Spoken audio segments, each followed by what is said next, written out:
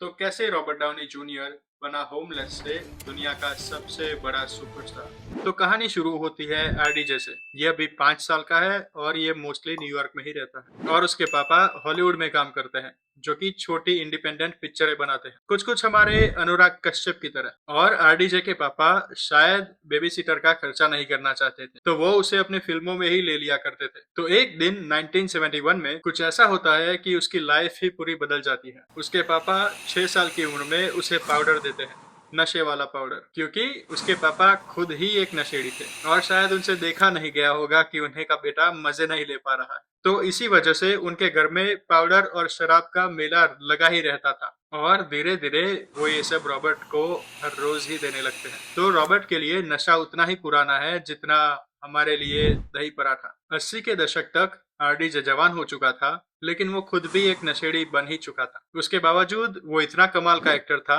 कि वो अपने पापा की फिल्मों से निकलकर बड़ी फिल्मों में काम करने लगा था। वो एसएनएल कास्ट मेंबर बनता है 1 साल के लिए, और एसएनएल अमेरिकन शो है, कुछ कुछ हमारे कपिल शर्मा शो जैसा। और 1992 में वो एक्ट करता है चार्ली चैपलिन की बायोपिक में एज अ लीड एक्टर, और फिर बूम, उसका करियर वहीं से फट जाता है। और उस बायोपिक में उसकी परफॉर्मेंस के लिए उसे ऑस्कर नॉमिनेशन भी मिलता है। अब ऑस्कर नहीं मिला, लेकिन नॉमिनेशन भी बड़ी बात है। तो उसके बाद से वो काफी बड़ा सेलिब्रिटी बन चुका है और उसे तो यही लगता है कि अब तो लाइफ सेट है।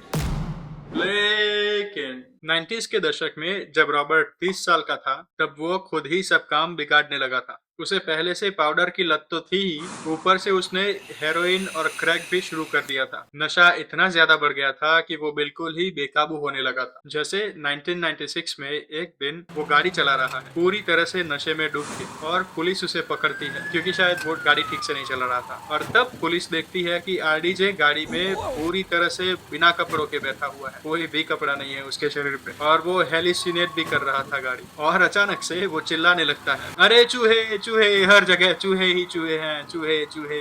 और फिर वो अपने मन गढ़ंत चूहे गाड़ी में से उठा उठा कर बाहर फेंकने लगता है, और ये सब पुलिस देख रही है आराम से। लेकिन फिर भी पता नहीं क्यों पुलिस उसे वहां अरेस्ट नहीं करती, बल्कि उसे बस एक वार्निंग देकर छोड़ देती है। फिर उसी साल पुलिस उसे फिर से पकड़ती है, लेकिन इस बार पुलिस को उसकी गाड़ी में से बहुत सारे नशीले पदार्थ और एक पिस्तौल भी मिलती है, और बूम, उसे वहीं से अरेस्ट कर लिया जाता है। अब कुछ हफ्तों बाद जब वो बेल पर बाहर था, तब नशे में धुत आरडीजे अपने घर जाना चाह रहा था, लेकिन भाई इतना ज्यादा नशे में था कि अपने घर की जगह वो अपने पड़ोस के 17वें घर में घुस गया। अब उस घर में एक फैमिली रहती थी, मम्मी पापा और 2 बच्चे। और आरडीजे चुपके से उनके घर की सीढ़ियां चढ़ा और वहां वो एक बेडरूम में गया। वो कपड़े वगैरह उतार के बिस्तर में ही घुस गया और खर्राटे मारने लगा। और कुछ देर बाद मम्मी वहीं से गुजर रही थी, और मम्मी देखती है कि मेरा बच्चा अभी से सो गया क्या। उसे लगता है कि वो उसका बच्चा है, और फिर मम्मी रूम के अंदर जाकर उसे जगाने लगती है, और तब वो देखती है कि कोई अनजान आदमी वहां सो रहा है। फिर मम्मी चिल्लाने लगती है और पुलिस को भी बुला लेती है, और फिर बैम, उसे फिर से अरेस्ट कर लिया जाता है। ये है आरडीजे कोर्ट में। और अब आरडीजे मशहूर था, लेकिन सारी गलत वजहों की वजह से। टीवी पर भी लोग उसका मजाक ही उड़ा रहे थे। मतलब लोगों को यकीन ही नहीं हो रहा था कि ऑस्कर नॉमिनी से फालतू नशेड़ी इतनी जल्दी कैसे बन गया ये। और जो एक्टिंग करियर उसने इतनी मेहनत से बनाया था, वो भी टूटने लगा, और अगले कुछ सालों तक वो स्ट्रगल करता रहता है। फिर एक बार तो उसका दोस्त शॉन पेन इतना चिंतित होता है कि वो आरडीजे के घर पहुंचता है, और बैम, वो उसके घर का दरवाजा तोड़ देता है और उसे जाकर बोलता है कि अब तू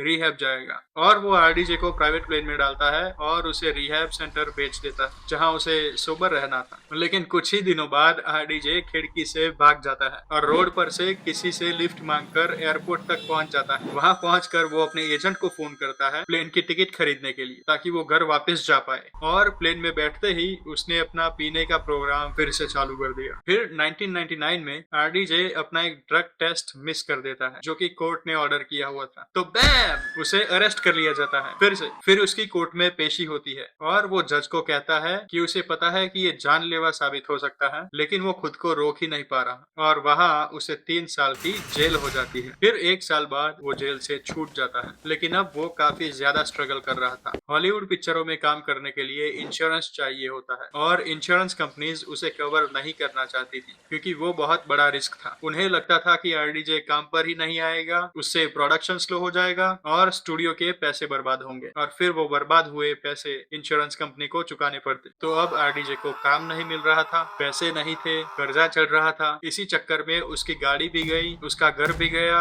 और जो कुछ भी था उसके पास वो सब कुछ खो देता है। और यही वो पॉइंट है जब आरडीजे दिवालिया हो जाता है और बेघर भी। तो फिर वो अपने दोस्तों के घरों पर रहने लगता है। फिर 2003 में कुछ जबरदस्त होता है। आरडीजे को गॉथिका नाम की एक फिल्म में काम मिल जाता है, लेकिन उसके लिए उसे पैसे नहीं मिले थे क्योंकि उसे इंश्योरेंस का एक्स्ट्रा कॉस्ट खुद ही कवर करना पड़ा था। लेकिन काम तो मिला और उस पिक्चर के सेट पर आरडीजे मिलता है इस औरत से, इसका नाम है सुजैन और ये उस पिक्चर पर ही काम कर रही थी एज ए प्रोड्यूसर। फिर कुछ ही वक्त में दोनों का टाका भिड़ जाता है और दोनों डेट करने लगते हैं और दोनों आखिर में शादी कर लेते हैं। लेकिन बहुत टाइम नहीं हुआ था और सुजैन अपना अल्टीमेटम आरडीजे को दे देती है। वो कहती है कि तुम्हें चुनना होगा, या तो ड्रग्स या तो मैं। और आरडीजे सुजैन को खोना नहीं चाहता था तो वो नशे को लेकर काफी सीरियस हो जाता है। वो 12 स्टेप प्रोग्राम ज्वाइन करता है जो कि नशा छुड़वाने में मदद करता है और वो एक लॉन्ग टर्म थेरेपी भी लेता है। और ये सब काफी मुश्किल रहता है आरडीजे के लिए, लेकिन फिर भी वो करता है सुजन के लिए। और आखिरकार 38 साल की उम्र में जिंदगी में पहली बार आरडीजे क्लीन हो चुका था और अब आरडीजे सोबर था पूरी तरह से। लेकिन अब भी एक प्रॉब्लम थी, उसका अब तक का रिकॉर्ड इतना बेकार था कि कोई भी स्टूडियो उस पर जरा सा भी भरोसा नहीं करता था। लेकिन एक बंदा था जो उस पर पूरा यकीन रखता था, एक्टर डायरेक्टर प्रोड्यूसर जॉन फिर।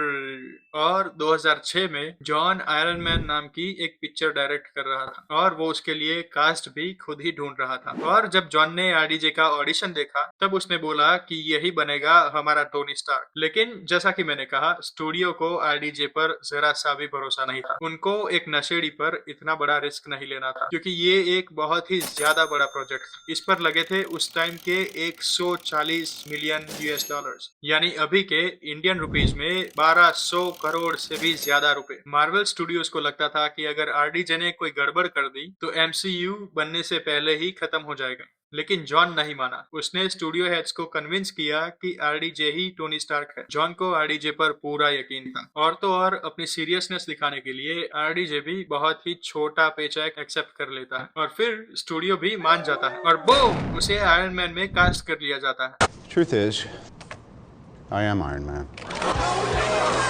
और उसके बाद का तो सबको पता ही है। 2008 में पिक्चर रिलीज होती है और बूम, वो धूम मचा देती है। उसका बॉक्स ऑफिस कलेक्शन हुआ था 500 मिलियन डॉलर्स, यानी कि अभी के हिसाब से इंडियन रुपीज में 4300 करोड़ से भी ज्यादा। और ये तो बस शुरुआत थी मार्वल सिनेमैटिक यूनिवर्स की, जो कि अब तक का दुनिया का सबसे बड़ा फिल्म फ्रेंचाइज है। और इससे ये साबित होता है कि ये कास्टिंग डिसीजन हॉलीवुड के इतिहास का सबसे बड़ा कास्टिंग डिसीजन है।